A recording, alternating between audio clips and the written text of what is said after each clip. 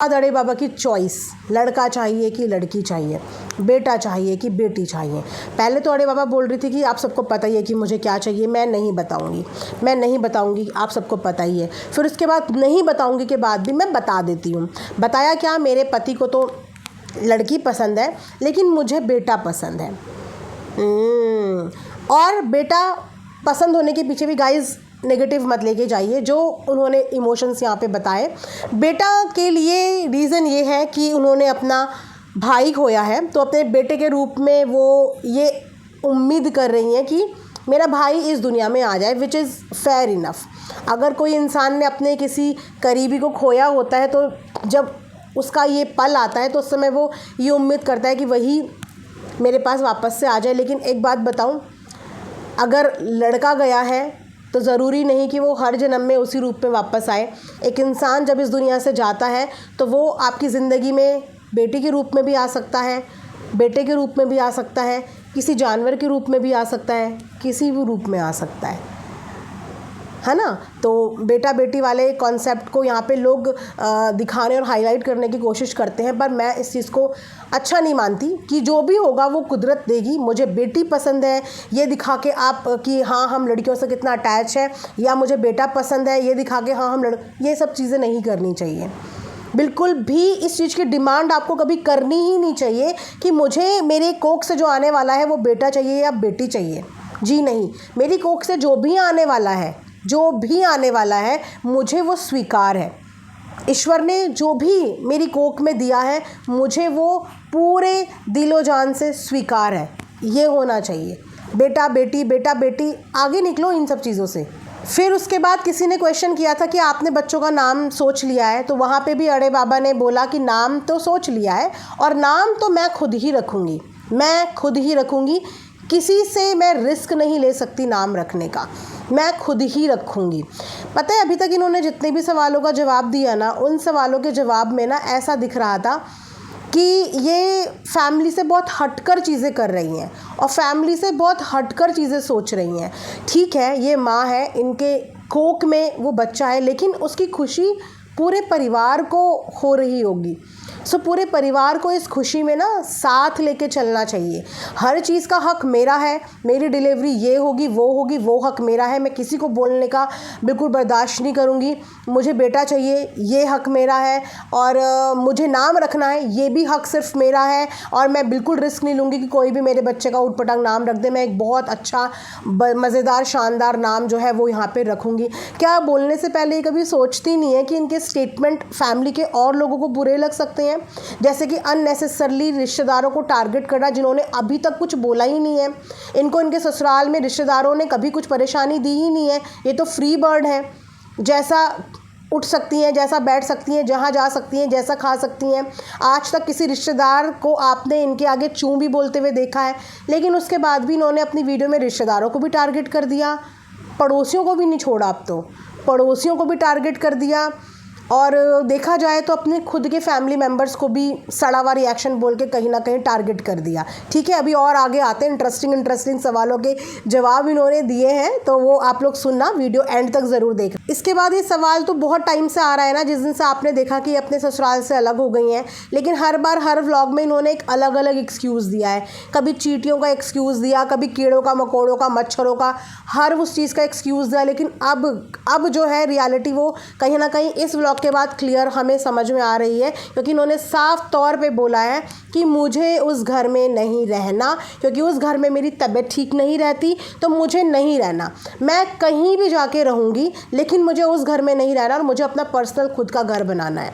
अब कोई कुछ भी बोले, लेकिन मुझे अपना खुद का पर्सनल घर बनाना है और मुझे उस घर में नहीं रहना। हाँ, हम लोग पूजा पाठ करने के लिए उस घर में आते जाते रहेंगे, लेकिन मुझे उस घर में नहीं रहना।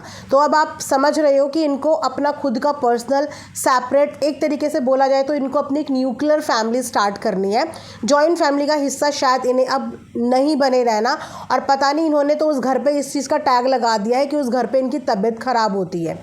काइंड ऑफ शायद ये वही घर जिस घर के लिए इन्होंने बोला था कि इमोशंस मेरे जुड़े हुए हैं, मेरा पैर इस घर पे जिस दिन पड़ा था मेरे को बहुत ज़्यादा खुशी हुई थी और यहाँ से बाहर जाते हुए मुझे बहुत दुख हो रहा है, बहुत दुख हो रहा है। तो वो वाला वीडियो सच था या ये वाली स्टेटमेंट सच है? क्योंकि उस वीडियो में इन्होंने ये दिखाया था अपने व्लॉग में कि मेरे को बहुत ज़्यादा इमोशनली अटैचमेंट है इस घर से, और आज के वीडियो तो उसके बिल्कुल विपरीत था कि मुझे तो इस घर में आना ही नहीं है, मुझे इस घर में रहना नहीं, क्योंकि इस घर में मेरी तबीयत ख़राब होती है।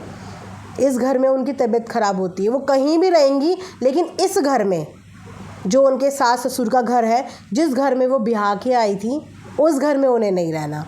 और उन्होंने यहाँ पे फिर से बोला है कि मुझे अपनी ज़िंदगी में किसी रिश्तेदार की ज़रूरत नहीं है, किसी पड़ोसी की ज़रूरत नहीं है, हम अपने आप में काफ़ी हैं। और ये वाला जवाब इसीलिए दिया क्योंकि उधर वाली फैमिली के रिलेटेड एक क्वेश्चन आया था जहाँ पे इनसे पूछा गया था कि फैमिली में इनकी ज़रूरत है, तो उन्होंने साफ बोला मुझे अपनी ज़िंदगी में किसी की भी ज़रूरत नहीं है, हम काफ़ी हैं, ना मुझे किसी पड़ोसी की ज़रूरत है, ना मुझे किसी रिश्तेदार की ज़रूरत है, हम अपना ही परिवार जो है वो काफ़ी है, किसी की भी ज़रूरत नहीं है। लेकिन उसके बाद यहाँ पे मैं दिखाऊंगी डिप्लोमेसी। देखो, एक तरफ इन्होंने बोला कि मुझे अपनी ज़िंदगी में अड़ोसी पड़ोसी रिश्तेदार किसी की ज़रूरत नहीं है, हम जितने हैं हम उतने में काफ़ी हैं, ठीक है। उसके बाद किसी ने इनसे पूछा कि गोद भराई के ऊपर इन्होंने लंबा चौड़ा भाषण दिया है, जिस पर इन्होंने बोला है, अगेन अपने ससुराल वालों को कहीं ना कहीं इस पर टारगेट किया है कि वो बोल रहे हैं कि उनके टाइम पे होता ही नहीं था, करा ही नहीं था, होता ही नहीं था। तो जब कोई चीज़ करी ही नहीं तो वो होती थी या होती नहीं थी। देखो, हर किसी के कल्चर ना अलग अलग होते हैं, हर किसी के कल्चर, हमारे कल्चर में भी पहाड़ों में भी नहीं होती गोद भराई। जो चीज़ नहीं होती हम उस चीज़ का शो ऑफ नहीं करते, राइट, कि क्योंकि ट्रेंड में ये सब चीज़ें चल रही हैं तो हम ट्रेंड का हिस्सा बना लें। क्योंकि ये जो बच्चा आने की खुशी होती है ना, ये सिर्फ माँ बाप की नहीं होती, पूरे परिवार की खुशी होती है। तो हमें हर एक डिसीज़न परिवार से सोच समझ के राय मशवरा लेके करना चाहिए जिसमें सबकी खुशी हो। अब अगर गोद भराई का कॉन्सेप्ट ही किसी को समझ में ना आए, हमें पूरे रिचुअल्स ही ना पता हो कि गोद भराई में क्या क्या रिचुअल्स होते हैं, क्योंकि ये रिचुअल्स उन्हीं लोगों को पता होते हैं जिनके कल्चर में गोद भराई की जाती है, कि बेसिकली गोद भराई कैसे होती है, उसमें क्या क्या किया जाता है। लेकिन अगर हमारे कल्चर में ये होता ही नहीं और हमारे रिश्तेदारों को या हमारे अपनों को इस चीज़ के बारे में पता ही नहीं, तो फिर हम कैसे उसको पूरा करेंगे? विधि विधान के साथ हम उस चीज़ को कैसे पूरा करेंगे जिस चीज़ के बारे में हमें ज्ञान ही नहीं है, जो चीज़ हमारे कभी ना आगे किसी ने फॉलो करी ना पीछे किसी ने फॉलो करी, हम वो ट्रेंड शुरू भी करें तो हमें जब उस ट्रेंड के बारे में कुछ नॉलेज ही नहीं है, तो क्या ऐसी चीज़ को हमें शुरू करना चाहिए? हाँ, क्रिएटर्स कर सकते हैं क्योंकि इन्हें कंटेंट क्रिएट करना पड़ता है ना। गोद भराई भी अपने आप में एक कंटेंट तो है ही। और गोद भराई गाइस कौन से मंथ में होती है? बेसिकली 8th मंथ में गोद भराई होती है, 8th या 9th मंथ के बीच में गोद भराई होती है। तो अब जब ये गोद भराई करेंगे तो तब इनके मंथ्स पता नहीं चलेंगे, या फिर ये गोद भराई भी कल्चर वल्चर कुछ भी फॉलो नहीं करेंगी, रीति रिवाज रिचुअल कुछ भी फॉलो नहीं करेंगी, लेकिन जिद है कि मुझे गोद भराई करनी है, जो कि इन्हें करनी है। इन्होंने बोला मुझे गोद भराई करनी है, तो गोद भराई करनी है तो पूरी रिचुअल और विधि विधान के साथ करना, अच्छे से इसके बारे में ज्ञान ले लेना, क्योंकि ये एक बहुत सेंसिटिव चीज़ होती है जिसको आप सिर्फ ट्रेंड की वजह से फॉलो ना करो। अगर आप एक घर इसीलिए छोड़ सकती हो क्योंकि उस घर में आपकी तबीयत ख़राब होती है, इसका मतलब आप सुपरस्टिशियस हो, आप इन चीज़ों में विश्वास करती हो। तो अगर आप इन चीज़ों में विश्वास करती हो तो कोई भी शुभ चीज़ करने से पहले उस चीज़ के बारे में ज्ञान ज़रूरी है, तौर तरीका ज़रूरी है ना, उस चीज़ को अच्छे से नियम से करना ज़रूरी है।